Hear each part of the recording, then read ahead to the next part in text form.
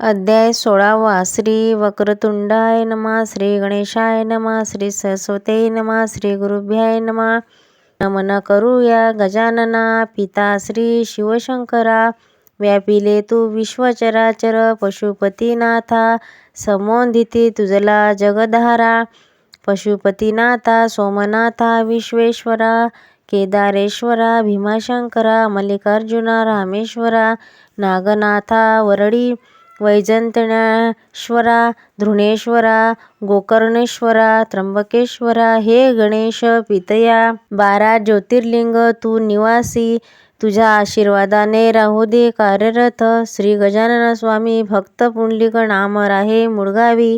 मनी जयाच्या स्वामी चिंता त्याच्याजवळ राही एक ठाकरीन वंदली. अरे गुरु शिवाय व्यर्थ जीवन. तो स्वामी गजानन म्हणे ते गणगणात बोते भजन. ध्यावे उद्या सकाळी माझे गुरु केकाजींचे दर्शन. त्यांना आहे महाज्ञान. त्यांच्या अंगी आहे परमगुण. ह्यातले काहीच नाही गजानन स्वामी मध्ये गुण.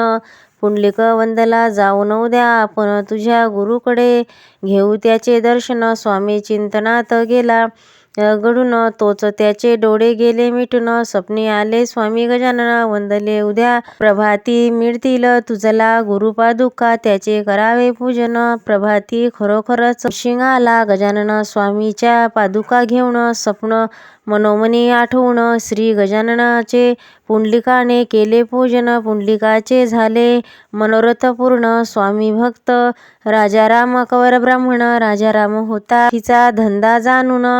राजारामाला गोपाळ व त्र्यंबकपुत्र 2. त्र्यंबकपुत्र होता डॉक्टर. हैदराबादी गावी आला. स्वामीच्या त्र्यंबकाला आठवण आज. स्वामींना द्यावे भोजन. त्याच्या मनीची चिंता पाहून गोपाळची पत्नी त्याची वहिनी वंदली. कसला चालला विचार मनातून द्यावी चिंता सोडून. भाऊजी खुले करा म्हण. वहिनी झाली स्वामिनी आठवण. द्यावे आजी त्यांना भोजन. भाऊजी देते पिठले भाकर करून. जा 12च्या गाडीने भोजन घेऊन. तोच गेली निघून. परंतु मनात निश्चय करून आला शेगावी तो मठात धावून. 4थ्या प्रहर गेला होता उलटून. पाहतो तो काय स्वामी वंदले त्र्यंबका. भूक लागली गेलिया लागून. त्र्यंबक गेला मणी आश्चर्य करून. जिलबी श्रीखंड लाडू स्वामीचे समोर ठेवून. भक्तगण भोजनाचे करीती होते निवेदन. अरे त्र्यंबका भाकरी आपल्यास 3 तापट स्वभावाच्या भावजईने दिली प्रेमाने लोणी लावून. आता करूया भोजन सारेजण. 1 भाकरी वाढली प्रसाद का म्हणून. 2 भाकऱ्या खाल्ल्या स्वामीचे पोट भरून. वंदले होशील तू नामकित डॉक्टर. स्वामी भक्त तुकाराम शेगोकार. मिठाची जाई साफसफाई करून स्वामींना देई चिलीम भरून. एक दिवस शिकाऱ्याच्या बंदुकीचा छर्रा गेला मस्तकाला लागून. डॉक्टर उपाय करून गेला तो त्रासून. पण त्या अवस्थेत जाई रोजचे आपले काम करून. मठ झाडता झाडता शर्रा कधी गेला निघून. हे नाही आले त्याला समजून. हा स्वामीचे सेवा प्रसाद गेला तुकारामाच्या शेंगोकऱ्यास मिळून. 16वा अध्याय. श्री स्वामी गजानन अर्पण. अध्याय 16वा समाप्त. अध्याय 17वा. श्री बुद्धे देवताय नमः. श्री गणेशाय नमः. श्री सरस्वते नमः. श्री गुरुभ्याय नमः. लक्ष्मीकांता कमलनयना तुझला नमन. भक्त प्रल्हादाचे केले सवास रक्षण. राजा हिरण्यकश्यप पुरीचे करुण हरण.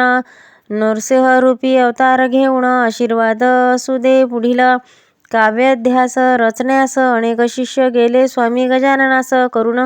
गुरु करून अकोल्यात खटाव गिरणीत स्वामीचे केले निवास. वंदन शिष्य विष्णुसा स्वामीस. स्वामी यावे आपण मलकापुरास. स्वामी निघाले मलकापुरी भक्ताचे दर्शन घेण्यास. भक्ताने सांगितले रेल्वे स्टेशन. मास्तरास समजावून त्याचे दिला एक रेल्वे डब्बा रिकामा करून. स्वामी वंदले डब्यात जाऊन. काही वेळेत डब्बा दिला सोडून. सगळ्यांचा डोळा चुकवून बसले स्त्रियांच्या डब्यात जाऊन. स्त्रिया सर्व गेल्या घाबरून. केली तक्रार पोलिसात जाऊन. स्वामी आले या स्त्रींच्या डब्यात नग्न होऊन. पोलिस गेली स्वामीवर खटला करून. आज्ञा केली पोलिसांनी आणावे स्वामींना पकडून. एक जवान वंदला घेऊन येतो मी स्वामी गजानना. स्वामी उठले नाही जागेवरून. तोच जठार वंदले देसाईंना समजावून.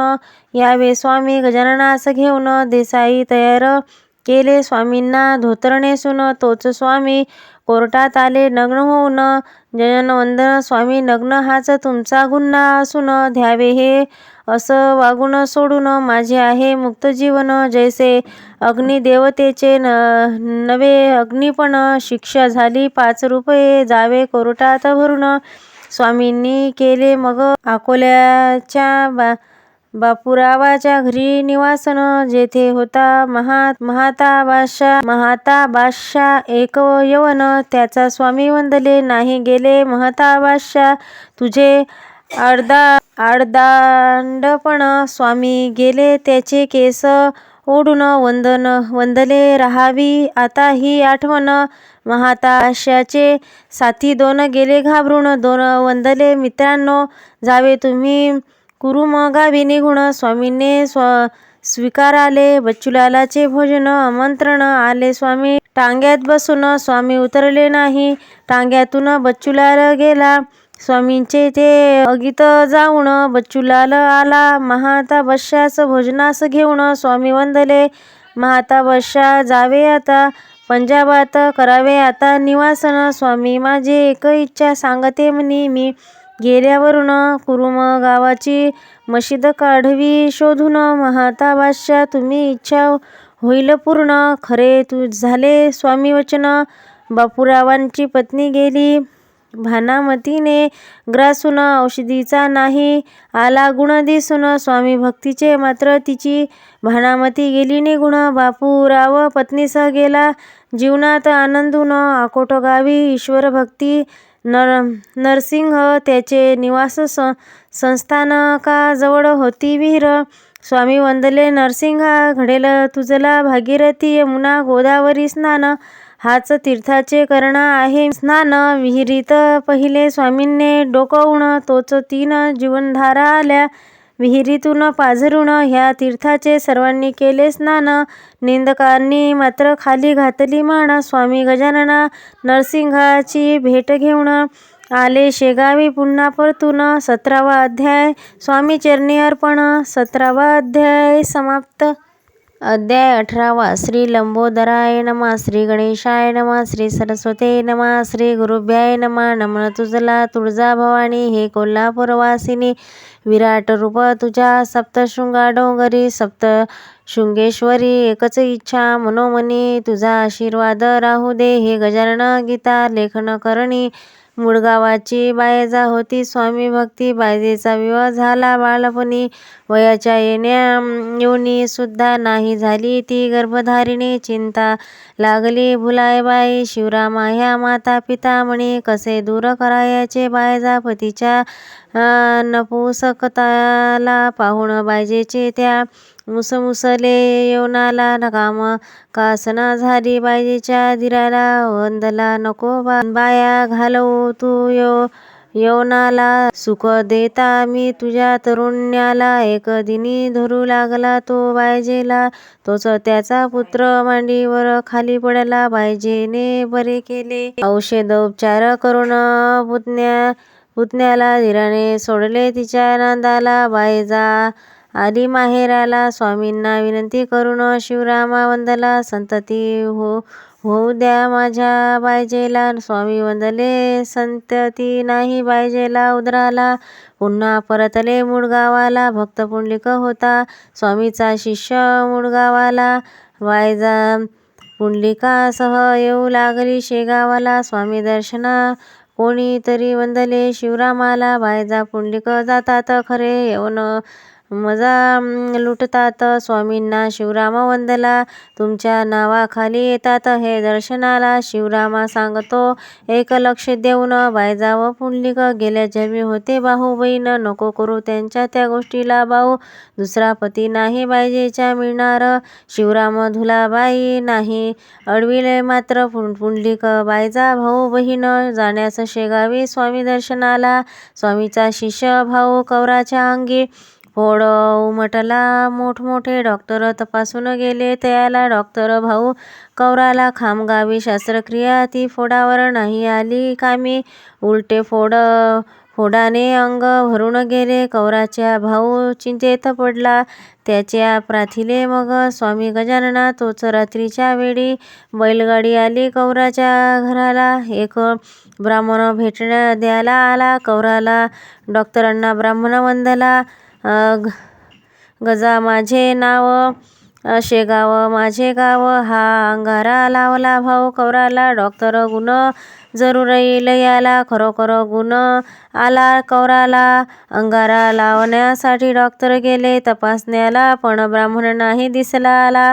कवराचा अंगारा व तीर्थाचा फोड निघून गेला. डॉक्टर जानरावा कवर पूर्वंत होऊन लागला. स्वामी दर्शनी शेगावी आला. स्वामींनी स्वारी निघाली होती. विठ्ठल भेटीला आषाढ शुद्ध नवमीला आले स्वामी पंढरीला. संतांच्या पालख्या दाखल झाल्या पंढरपुराला. जय जय रामकृष्ण हरी, ज्ञानबा तुकाराम. गजराने आसमंत दुमदुमला. सर्व शिष्यासह पांडुरंगाच्या दर्शनाला. बापू विठ्ठल तो मागेच राहिला. बापू पाटील मनी वंदला. आता मुकणार मी पंढरीला, पाहून तुकाराम दर्शनाला. तोच स्वामी वंदले बापूला. चिंता नको करू, घडेल तुला पांडुरंग दर्शन तुझला. स्वामींचे उठ राहील तुझ्यासमोर घालून तुळशी माळा गळा. बापुण्याला भेटू गेले तेथे विठ्ठलाचे दर्शन. कुंकाजी वाड्यात आले सर्व भक्तांना पंढरीनाथ दर्शन. कवठे गावाचा माळ करी उतरला कुंकाजी वाड्यात. करी होता रोगाने ग्रस्त, वळाचा झाला रिकाम्या त्याच्या. उलटा पाहून मणी वंदला सुखाने सारे सोभोवती. दुःख मात्र फिरले कांट्या भोवती. स्वामींच्या भक्ताने गेला बरा होऊन, तेथे मात्र होता एक ब्राह्मण. शेगावी मठाबाहेर पडले होते कुत्रे मरून. मणी वंदला मठातील साधू म्हणतो, मी स्वामी गजानना. कसले हे याचे जीवन, कुत्र्याच्या का नाही देत नाही नवजीवन. तो स्वामी वंदले ब्राह्मण हे कुत्रे नाही गेले मरून. पहा गेले थोडे विश्रांती घेऊन, स्वामी स्पर्श होता कुत्रे गेले पळून. स्वामी चमत्कार पाहून ब्राह्मण गेला स्वामी चरणी लागून. स्वामीच्या आशीर्वादाने ब्राह्मण गेला आनंदून. 18वा अध्याय स्वामी चरणी अर्पण. अध्याय 18वा समाप्त.